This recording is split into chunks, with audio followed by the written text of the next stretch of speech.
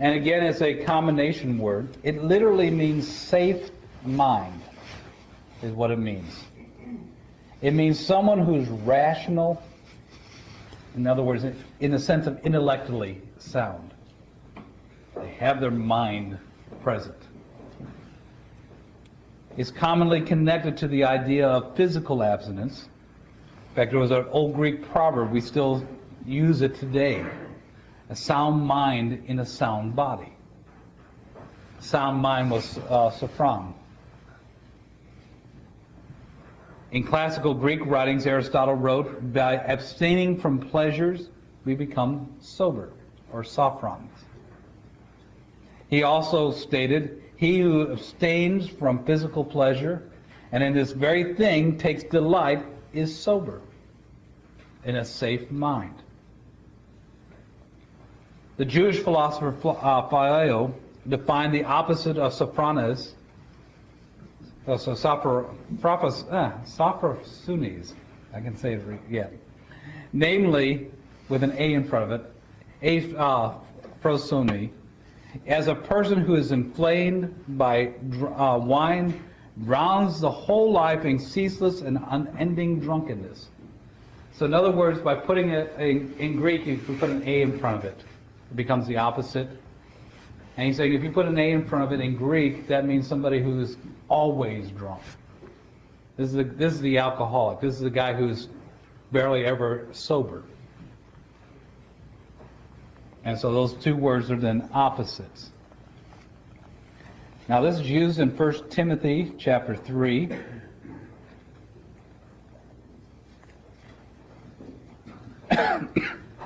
First Timothy chapter 3.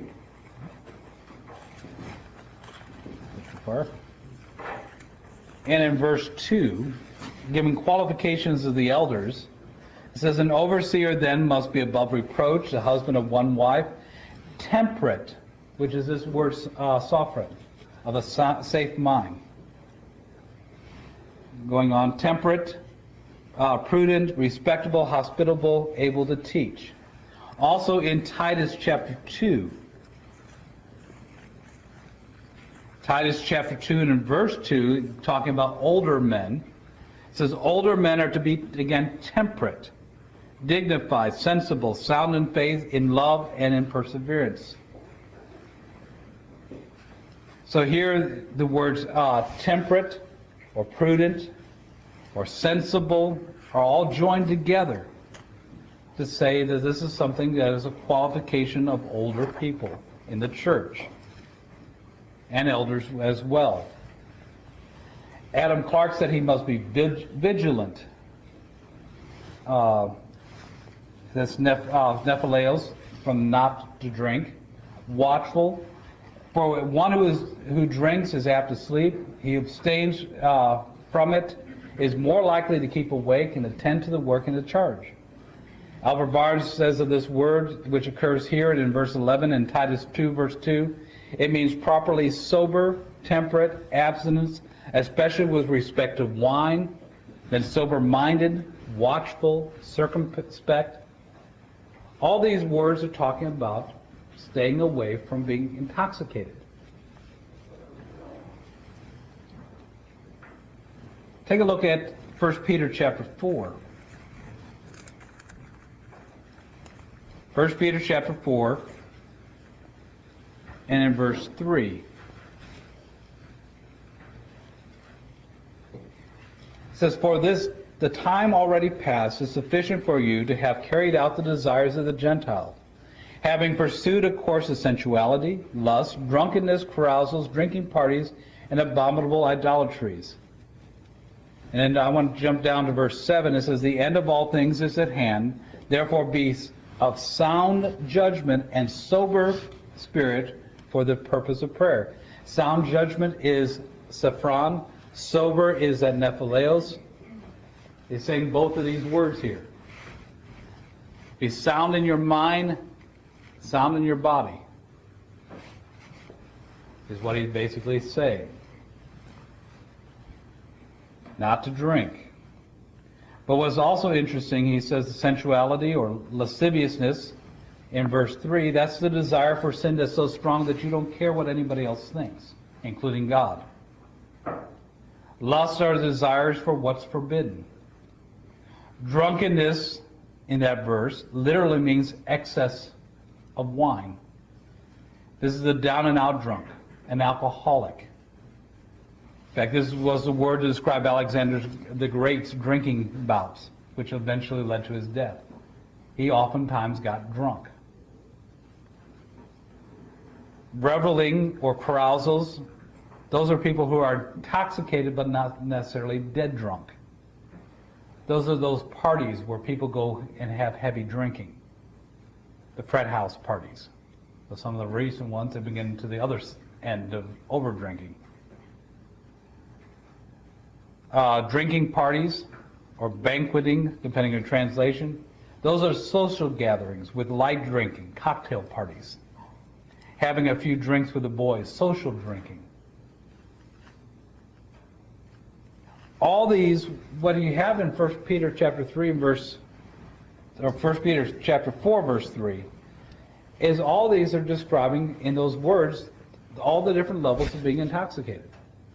From the down and out drunk to the infrequent but periodic drunk to the one who just takes it as part of a casual social event. All of those end up with the admonition to be sound in mind and abstinent in body so that we may be able to pray. There's similar warnings. In Galatians chapter 5, verse 19, again those words are used. Galatians 5, starting with verse 19, it says, "Now the deeds of the flesh are evident, which are immorality, impurity, sensuality, idolatry, sorcery, enmity, strife, jealousies, outbursts of anger, disputes, dissensions, factions, envying, drunkenness, and carousing, and things like these, of which I forewarned you, just as I forewarned you, that those who practice such things shall not inherit the kingdom of heaven." Also in Romans chapter 13. Romans 13, starting with verse 12. "The night is almost gone, the day is at hand.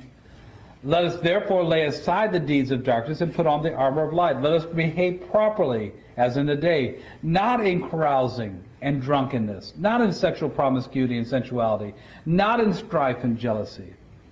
But put on the Lord Jesus Christ and make no provision for the flesh in regards to its lusts." Now another word that I want you to pay attention to is, again in the qualification for elders, is in 1 Timothy chapter 3, verse 3.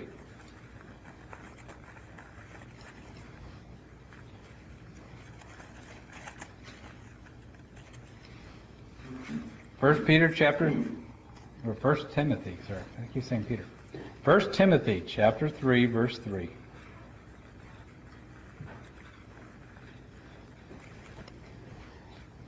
It says, "Not addicted to wine or pugnacious, but gentle, uncontentious, free from the love of money." Some have argued that a literal translation of nephaleos as abstinence contradicts Paul's later enjoiner for a bishop not to be a drunkard. They assume that by saying not a drunkard, Paul is allowing the moderate use of wine, so long as not in excess. Also in Titus chapter 1 and verse 7. Titus chapter 1 verse 7, "For the overseer must be above reproach as God's stewards, not self-willed, not quick-tempered, not addicted to wine, not pugnacious, not fond of sordid gain." This is nephaleos again. And the usual argument is, well, it says don't be addicted. Doesn't mean you can't use it. Is where they want to argue it. Actually, the literal translation of this particular word that's used both places is peronos. And Lees and Barnes says the ancient peronos, it was a man who was accustomed to attending drinking parties and as a consequence to become intimately associated with strong drink. The word literally means not near wine.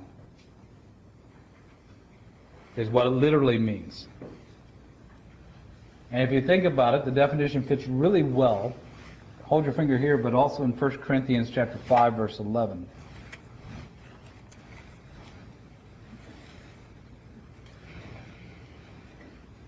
1 Corinthians 5, verse 11, but actually I wrote to you not to associate with any so-called brother if he should be an immoral person or covetous or idolater or a reveler or a drunkard or a swindler, not even to eat with such a one. The word there is basically somebody who is near to wine. We're not to be associated with that. Okay. Albert Barnes says the Greek word paranoios, occurs in the New Testament only here in 1 Timothy chapter 3, verse 3 and Titus 1, verse 7. It means properly by wine, that is, spoken of what takes place over or by wine, as revelry, drinking songs, etc. Then it denotes, as it does here, one who sits by wine, that is, one who is in the habit of drinking it. It means that one who is in the habit of drinking wine, or who is accustomed to sit with those who indulge in it, should not be admitted to the ministry. He believes bishop means a preacher instead of an elder. The way in which the apostle mentions the subject here would lead us to fairly to suppose that he did not mean to commend its use in any sense, that he regarded it as dangerous, and that he wished the ministers of religion to avoid it altogether. What he's saying in this thing is that when you talk about someone who's qualified to be an elder, one of the things is you don't ever think about him being associated with drinking. That's what the word there means. Not near wine, not somebody that you associate with somebody who drinks. Well, we get down when we go through all the various words, and we look at the various things that's in the New Testament, it's very difficult to make a case to say that the New Testament supports drinking. Does it allow you the use of alcohol? Yes, for medicinal purposes. It's mentioned several times, a couple times. One for external use, one for internal use. But does it talk about it as social drinking? No. Rather, what we find is condemnation of it. Do we find drunkenness support? Absolutely not. How about binge drinking? No, that's revelry. And casual drinking is also condemned because Christians are to be sober-minded. They're to be on the alert. They cannot take the time, they can't afford the time to be off and not mentally alert. And so, however you want to look at it, there isn't support in the Scriptures, Old Testament or New Testament, for casual drinking. Just like there's no support for drunkenness. There's always been seen that there is danger there. So, that should wind up what we've been talking about. I hope this would have been a useful series of lessons. We'd like to offer, though, as we have gathered together, an opportunity that if there's anyone here today who wishes to become a child of God, there's no better time than right now to put on Christ. And if there's anyone here is a child of God and would like the prayers of the brethren on behalf, why don't you come forward as we stand and sing the song that's selected.